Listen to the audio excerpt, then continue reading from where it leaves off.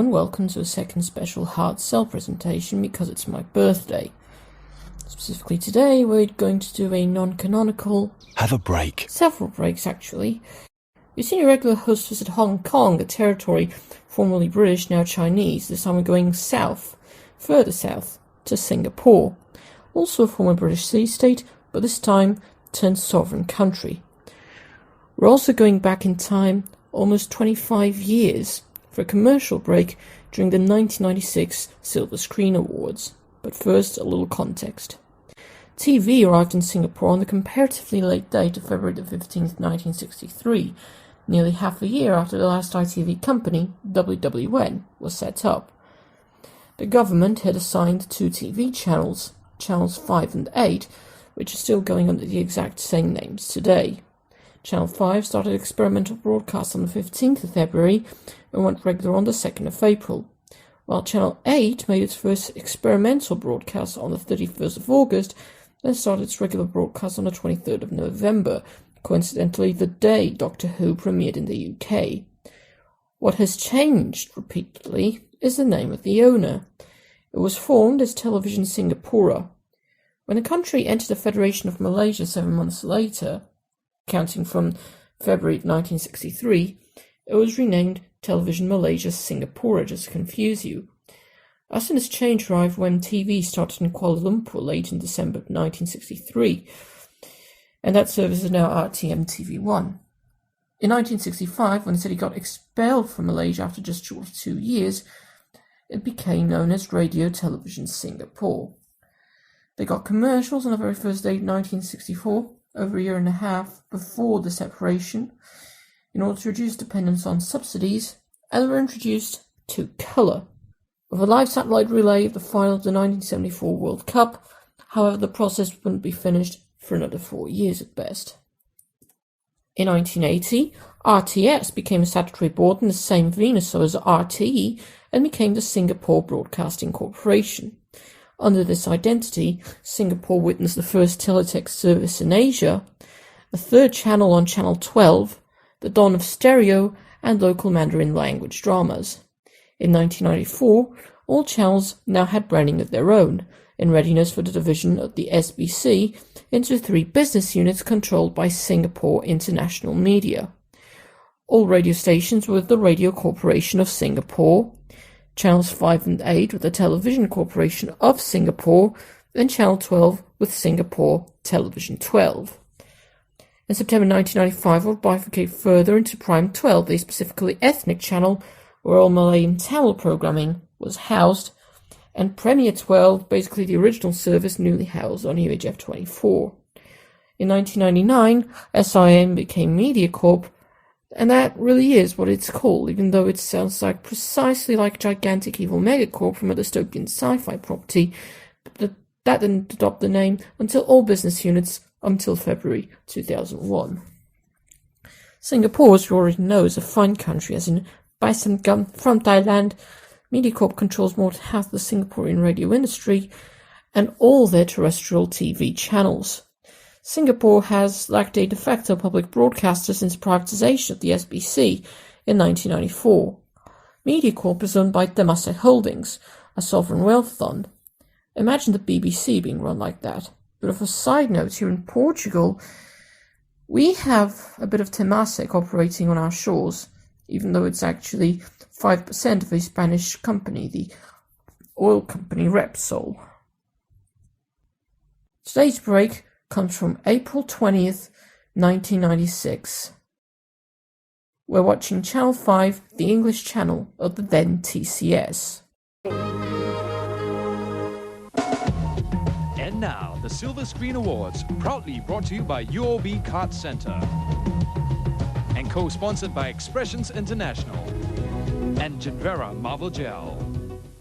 The Singapore International Film Festival of 1996 is ending in grand fashion with their lavish attempt at making their own awards ceremony, the Silver Screen Awards. So much for a wannabe Western-style flawed democracy, they still do that to this very day. Although I believe that they don't even carry it on television anymore. Not even the web. Last I heard from it was when City Commisstate was nominated for Best Indie in the 2009 edition or so. Long-lived Palm Pictures. Part of this episode is going to be a pick and mix. The first commercial break will be run in its entirety, but due to the high amount of repetition, I feel like covering all the breaks and get straight to the ads shown during the awards.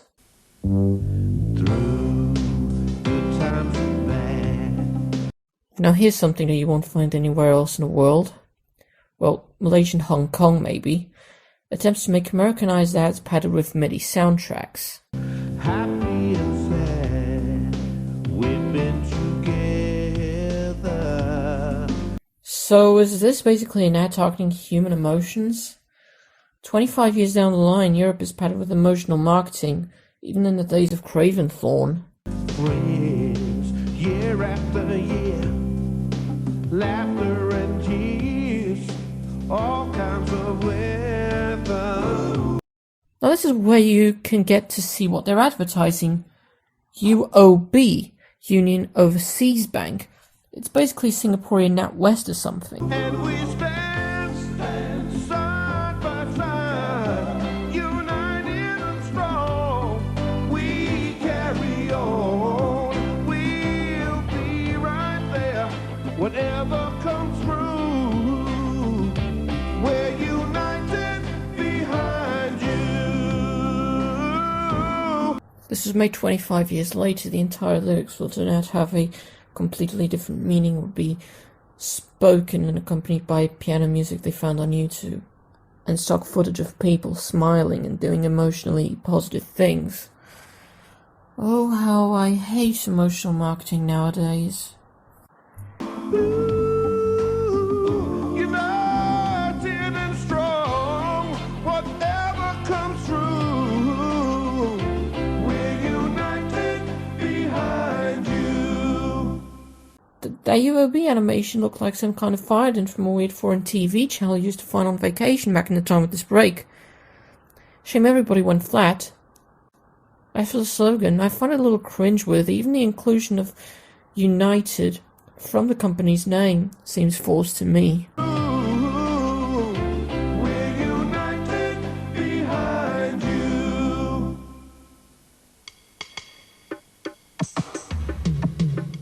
As an actress, it's important for me to look good and stay in shape. This ad is from Expressions International, one of the show sponsors, and sadly they're unheard of outside of Singapore. That's why I trust Expressions' wellness body line.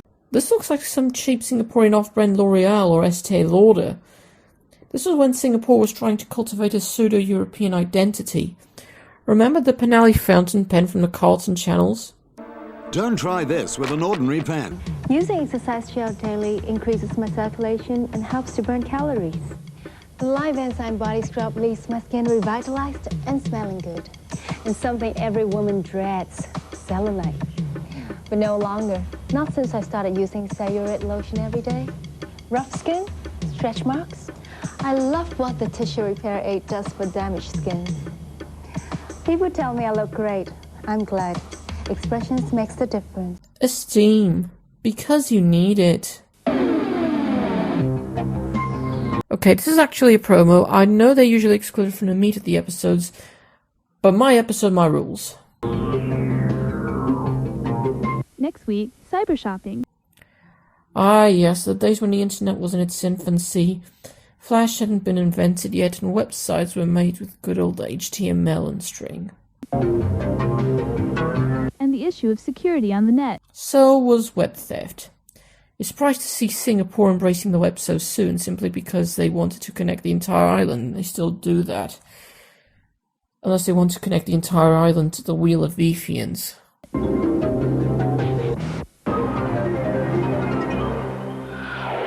Cybertime, IT for You, Sunday, 21st April at 7:30 p.m. on Channel 5. It's actually News 5 special. The News 5 logo just looks American, you know, like those American newscasts of the time. It's not too shocking once you realize that Novacom made it. Even the ident you saw at the start a few minutes back. This program is brought to you by Apple, Epson, Funan Center, Pacific Internet, and NCB. Let Kenwood show you sound you can see. It's the speed of sound.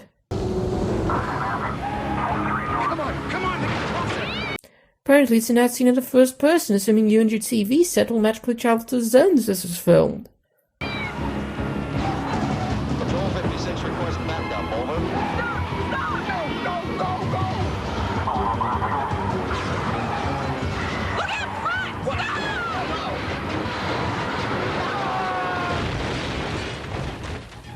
Kenwood Home Theatre. Something in me tells me that the Kenwood appliances survived intact.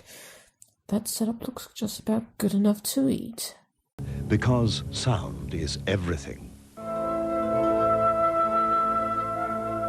Darling, why do tiny lumps form when you rub your face? Questions no one ever wants to hear. Is this a dubbed commercial? I've seen a Chinese version of this ad pop up on a Channel 8 break from the same year, found on the same YouTube channel. Darling, 你在脸上轻柔时，为什么会出现小粒团? Maybe they imported from, I don't know, the States? Canada? No, it's actually Singaporean. Details are sketchy, but I believe the owner of the Ginvera brand is actually some retail outlet called Watson's. Ginvera is another one of those signs of Singapore trying to be European and high class, just like Penally. But if you search for Ginvera Wiki, the results are actually Malaysian. Mind you, Ginvera is also sold in Malaysia, and as far as I know, Myanmar, but the product in question is actually Singaporean. But let's return to the ads. This is the result of Ginvera Marble Gel emollient and exfoliating at work. Marvel at how terribly marvelous this product is. It effectively yet painlessly removes dead skin cells and blackheads, lightens freckles and pigmentation. Ah, so there are some Chinese characters in the ad? That explains the bad dubbing, though. This ad was made for the Channel 8 crowd. Or the Babo, though. Shame it's now Ba Pindao.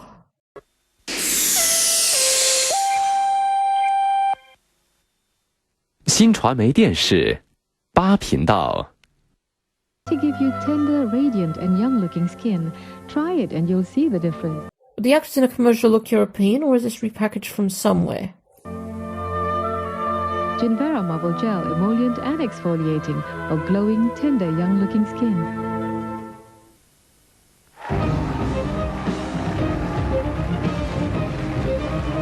And that was the only commercial break in its entirety. 3 of the ads were for the sponsors: UOB, Expressions, Ginvera. From now on, it's more of a pick and mix, because the second commercial breaks are of that proto-John Lewis UOB commercial, followed by Ginvera again, and the promo for Raw Deal, being shown on the channel a few days later.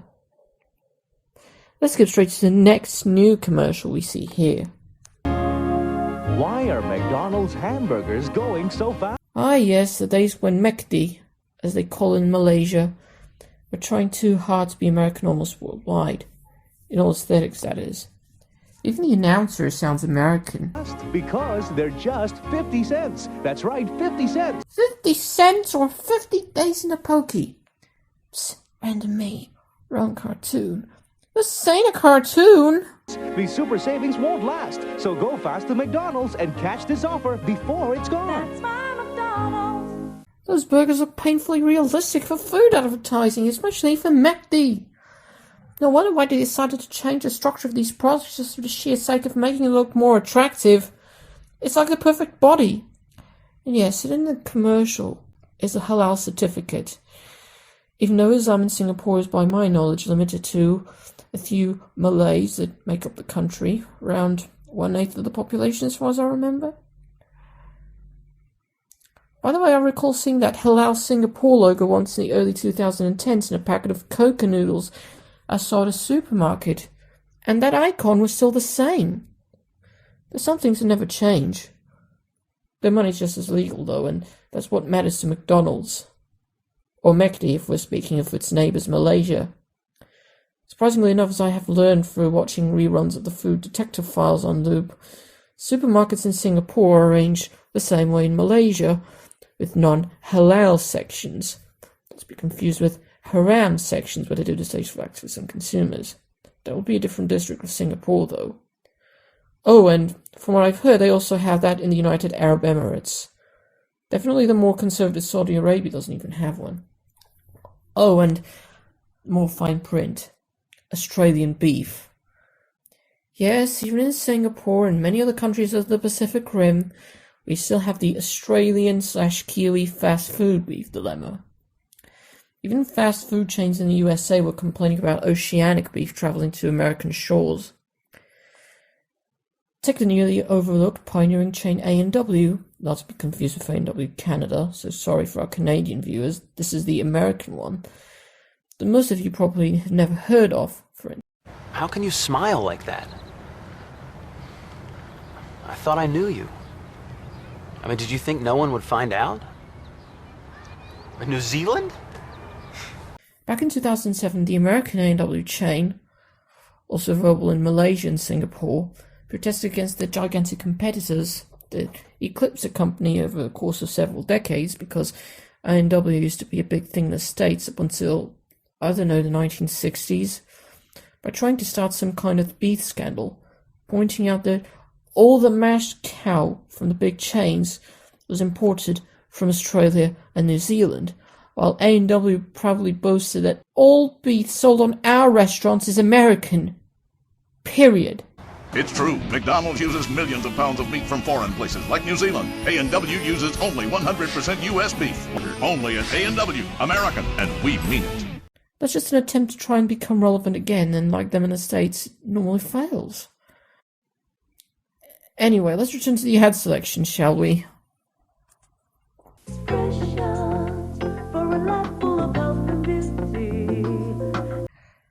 It's another Expressions commercial. It's completely satisfying.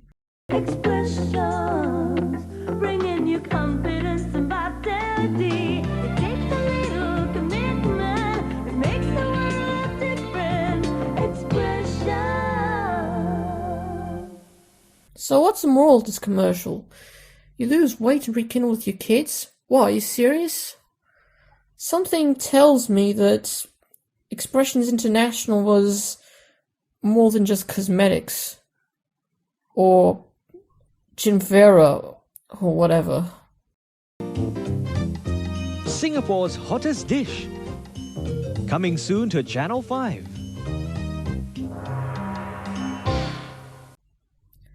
Wait, what? What even is this show? A report about spicy foods? Oh, it's just Happy Belly. Evocative title, I'm sure we'll agree. I didn't even know the show existed until fairly recently when I was writing the script I'm reading out now. The show's logo is hidden in the center, which makes you believe that the show is actually called Singapore's Hottest Dish, not Happy Belly, making you believe that the show's name was actually the tagline, and that the tagline was actually the show's name. Semiotics is fun! It's actually a sitcom, not a cooking show. From what little I know, it was an attempt to emulate the two most popular English-language comedies made by the channel at the time, the insanely popular On the One Roof, and the inexplicably more popular Phua Chu Kang Private Limited. Happy Belly brought, or tried to bring, the sitcom concept to the standard Singaporean hawker centre/typical restaurant of the country. Here the titular Happy Belly, running for one season of just 13 episodes, and never came back again.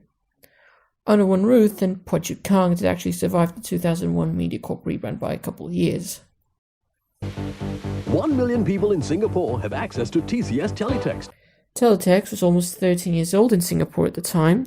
The service lasted until September 2013.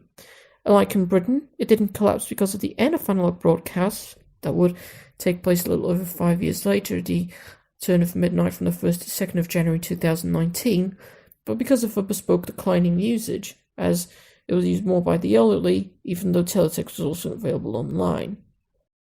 The service is all in English regardless of channel. I don't know, some technical limitations.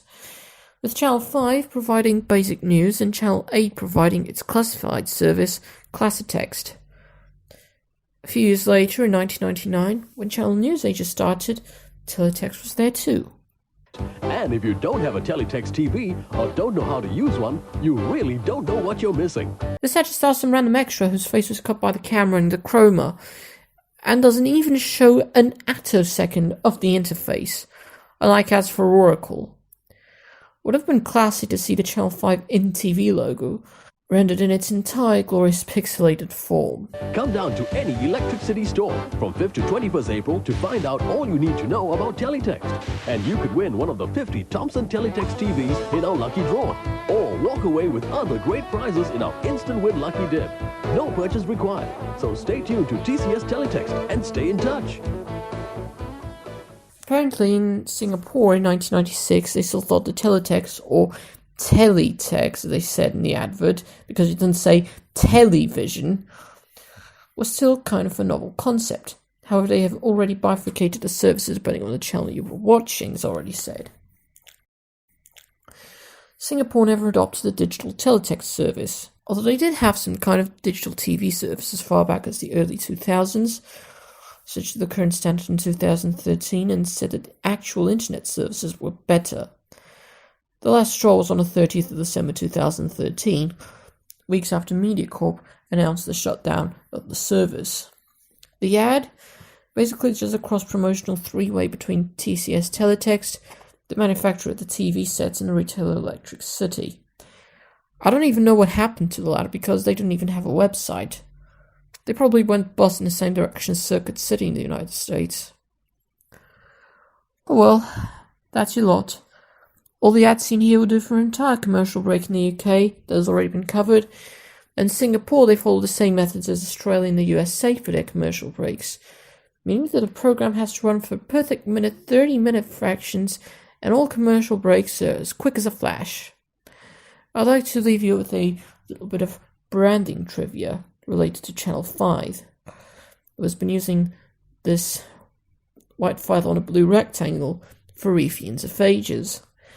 As of the time of recording, Channel 5 has been using the same concept with the logo for 27 straight years now, a blue rectangle with a 5 stretching out.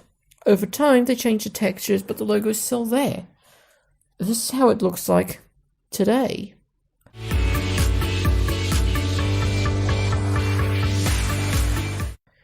It's just an animation of the 5 rectangle folding out of a footage of Singapore. These items were unveiled in May 2019. A bit tacky and cheap looking, but still a better idea than BBC One's oneness. And that's it. That's it. We've been analysing a few ads from my favourite country in 1996. Next time I do a one-off for the public, maybe I'll do some Portuguese or Bangladeshi ads. Oh well. We hope you enjoyed our programmes. Do join us again tomorrow. Good night.